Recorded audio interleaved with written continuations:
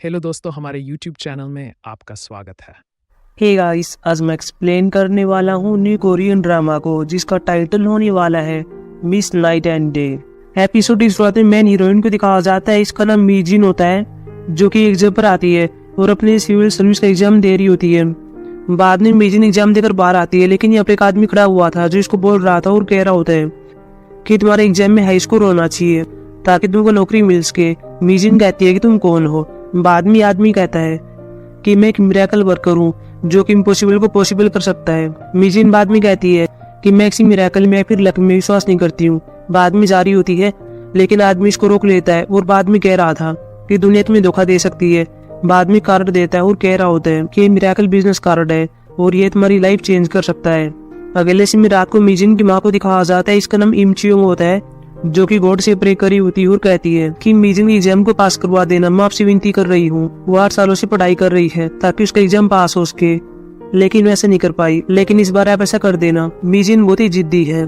जब तक वो 40 साल की नहीं होगी वह पढ़ाई जारी रखेगी। बाद में यहाँ पर बिल्ली आ गई थी और इसके बर्तन को तोड़ दिया था। अगले से मीजिन इंटरव्यू देने के लिए आती है। इसको बुलाने के लिए यहाँ पर एक लड़की आती है, लेकिन यहाँ पर एक और लड़की का नाम मीजिन होता है। बाद में दोनों अंदर आती है। एक मीजिन पे यहाँ पर 20 साल ही कहा जा रहा था और मैन मीजिन के ऊपर 30 साल ही कहा जा रहा था, लेकिन मीजिन यहाँ पर कहती है कि मैं 20 साल की हूँ। मीजिन बाद में अपनी स्किल्स को बता रही होती है, लेकिन कोई भी इसकी ओर ध्यान नहीं देता। शाम को मीजिन अपने घर पर आ रही होती है और फोन में एक मैसेज आता है। बाद में चेक करती है और इसे बताया जाता है कि तुम्हारा सिलेक्शन नहीं हुआ।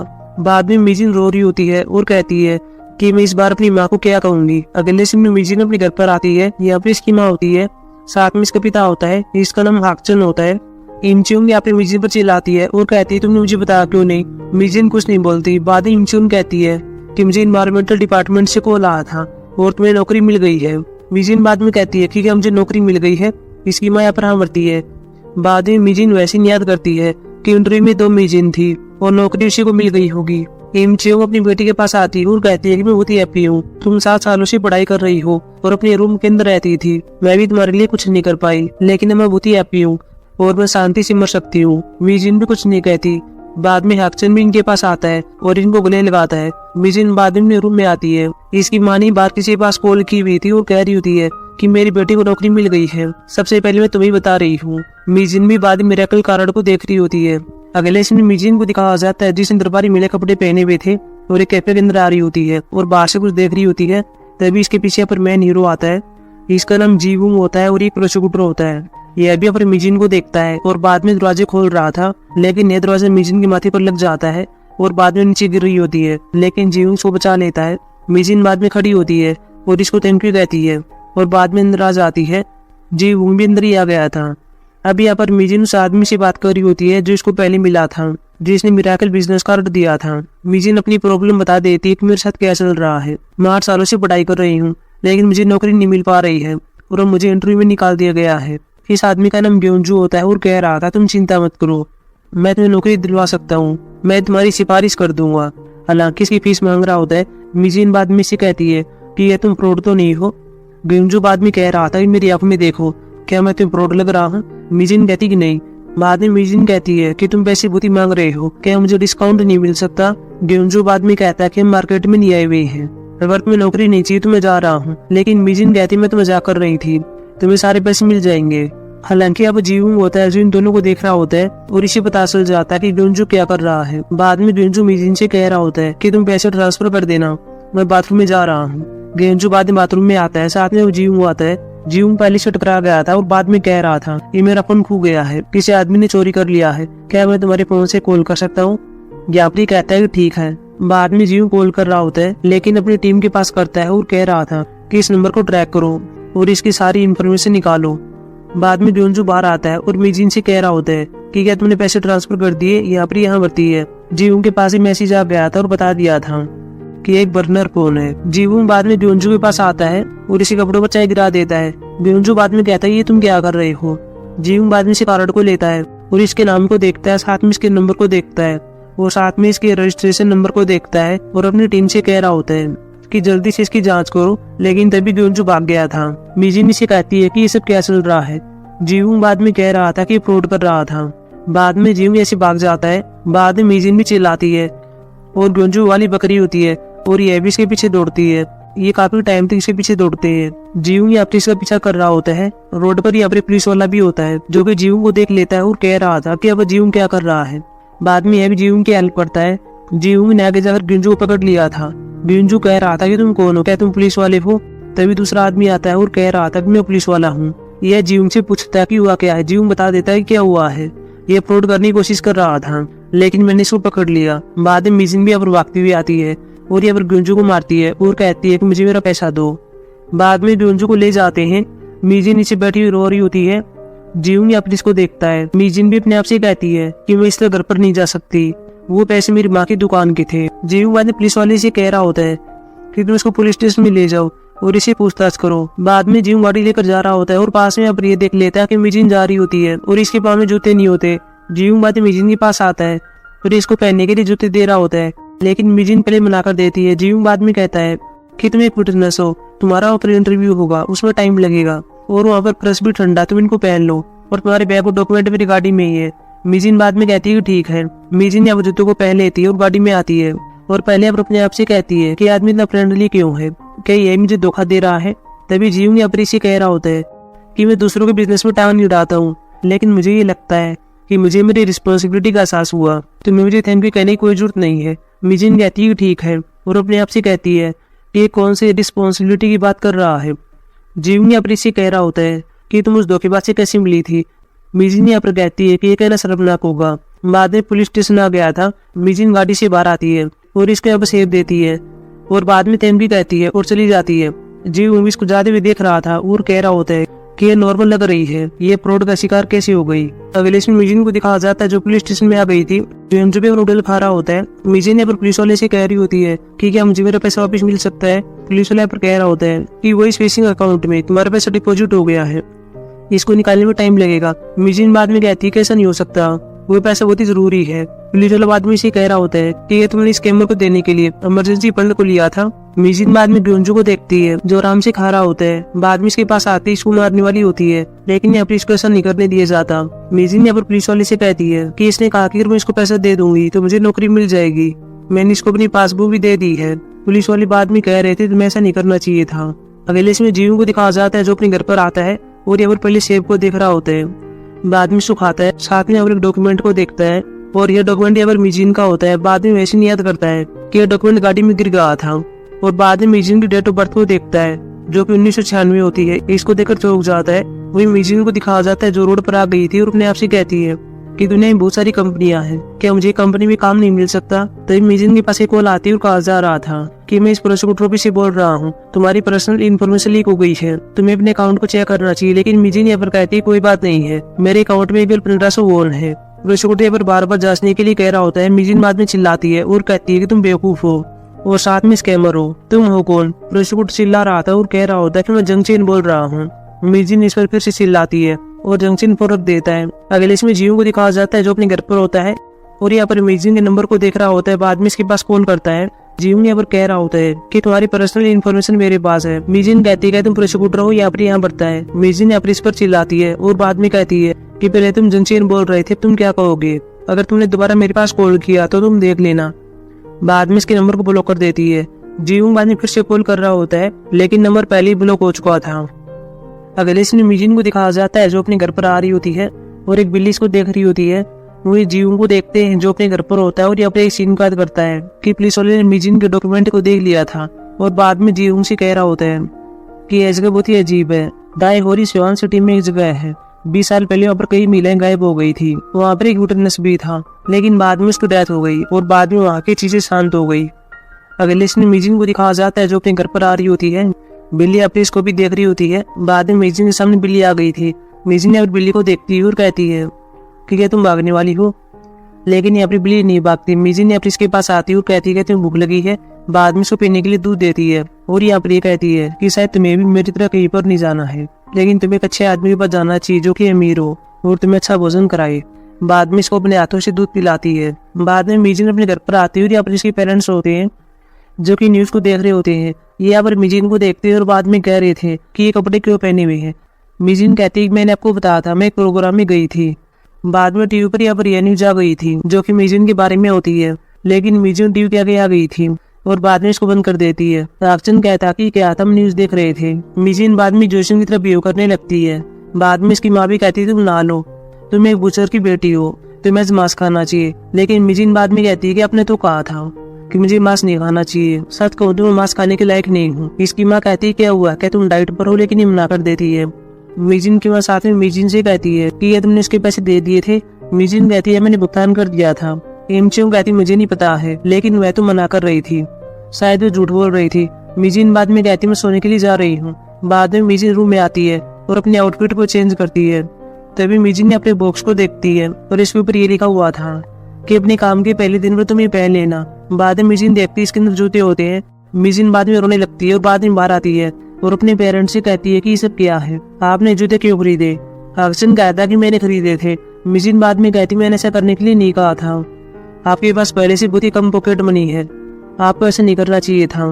मिजिन बाद में रूम में आती है और अपनी बुक्स को बॉक्स में डालती है और बाद में बाहर ले आती है। इसके बाद से कहती है तुम इनको बाहर क्यों ले जा रही हो, तुम्हें इनसे पैसे मिल सकते हैं। लेकिन मिजिन बुक बाहर ले आई थी। वो जीवों को देखते हैं जो अपने घर पर होता है और यह भी मिजिन के डॉक्यूमेंट को देख रहा होता है जहाँ पर मिजिन ने अपने नाम का मतलब लिखा हुआ था और जीवो इसी को रीड कर रहा होता है। वो ये मिजिन को भी देखते हैं जो कि बुक्स को जला रही होती है और यहाँ पर पहले कुछ सीन कैद करती है जो कि पिछले 7 सालों के होते हैं कि ये कैसे पढ़ाई किया करती थी। मिजिन बाद में अपने आप से कहती है कि मैंने नौकरी पाने के लिए कड़ी मेहनत की थी, लेकिन मुझे नौकरी नहीं मिली, मैंने एक दिन भी आराम नहीं किया था, क्या मैं अकेली हूँ जिस कारण इस प्रकार हुआ। बाद में मिजिन भी यहाँ पर रो रही होती है। बाद में और बारिश भी होने लगी थी। मिजिन यहाँ पर गॉड से कहती है कि अगर तुम ये सब करने वाले थे तो तुमने मुझे पहले नौकरी क्यों नहीं दिलवाई। मिजिन बाद में रोने लगती है। जी वो भी मिजिन की फोटो को देख रहा होता है। अगले दिन मिजिन को दिखाया जाता है जो नसीब में होती है और यहाँ पर बिल्ली को देखती है और बाद में इसे कहती तुम तो वही बिल्ली हो, क्या तुम मुझको लाई करती हो या फिर मैं भी तुम्हें देनी लगती हूँ, लेकिन फिर भी मेरे साथ रहने के लिए थैंक यू।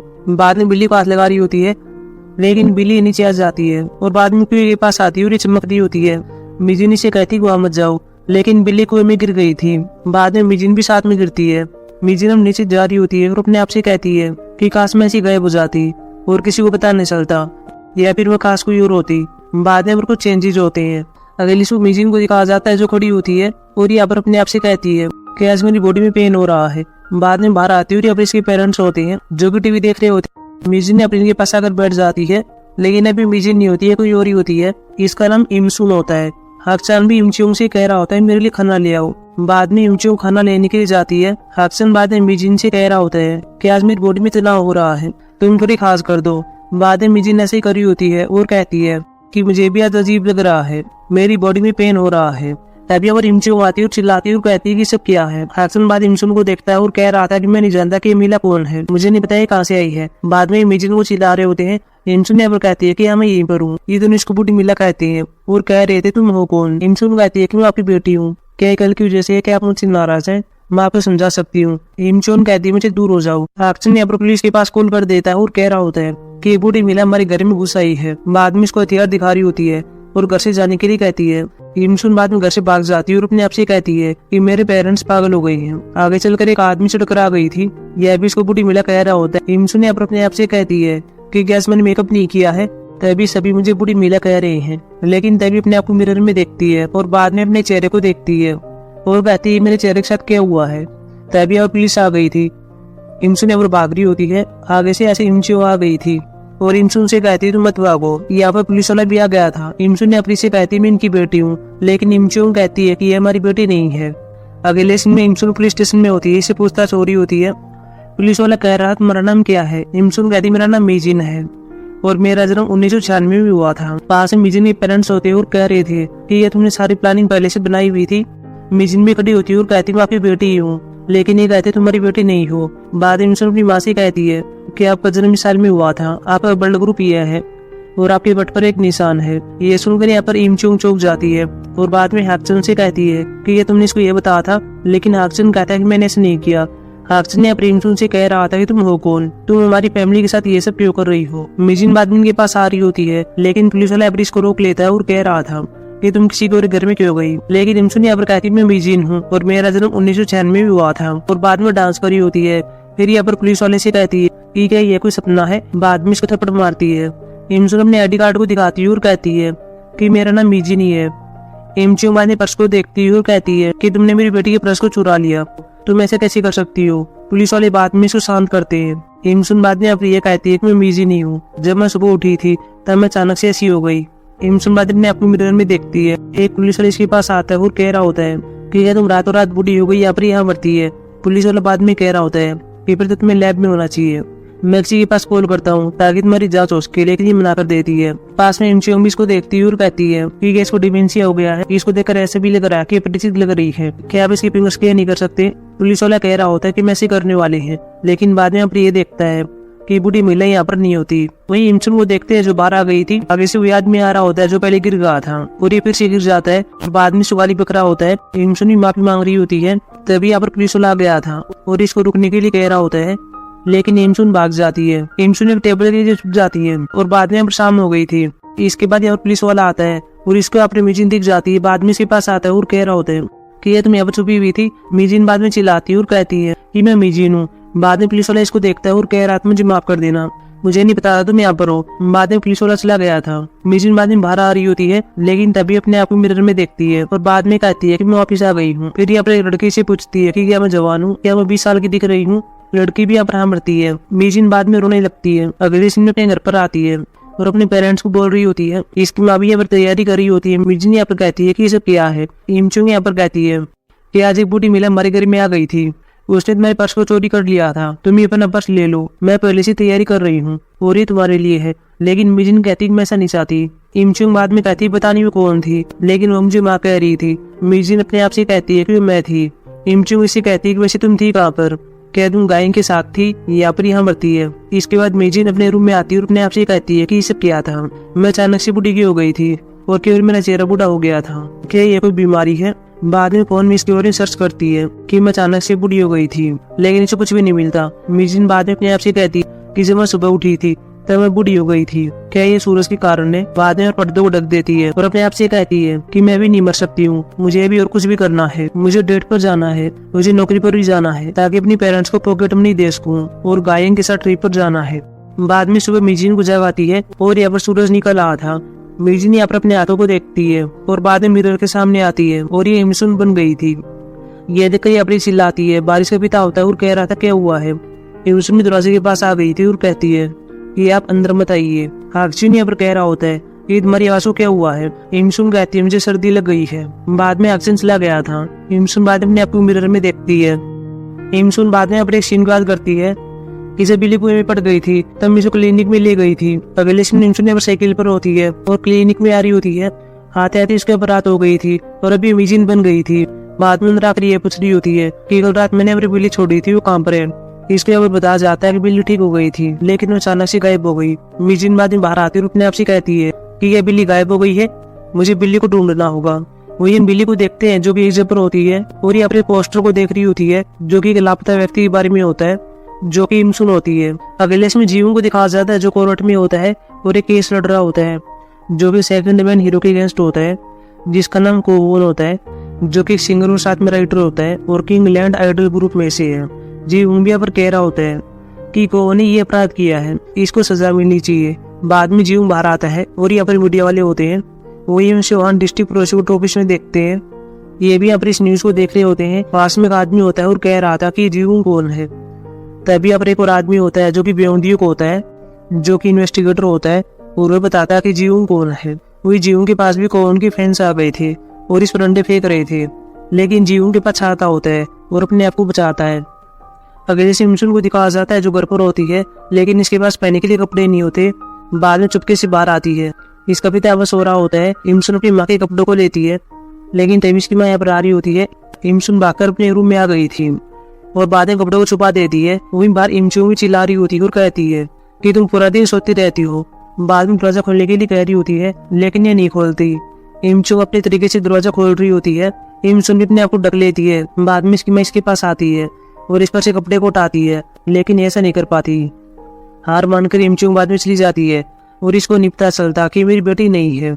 बाद में इमसुन अपने आप को लॉक करती है और अपने चेहरे को देखती है और कहती है कि कोई बात नहीं, मैं ठीक हो जाऊंगी, मैं इसको चेंज कर दूंगी।